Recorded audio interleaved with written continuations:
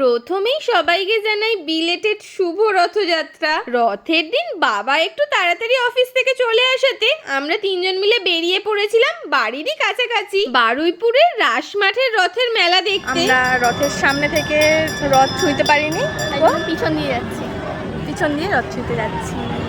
দাঁড়াও, রাস্তাটা দেখায়। ওখানে এত ভিড় আর কাদা ছিল যে সামনে থেকে যাওয়া তো অসম্ভব, কিন্তু এত কষ্ট করে গিয়েছি যখন রথের দড়ি বা রথ ছুঁইব না তাই কি হয়, তাই জন্য আমরা পিছন দিক থেকে গেলাম। সেখানেও কাদা ছিল, তবে ভিড়টা ছিল না।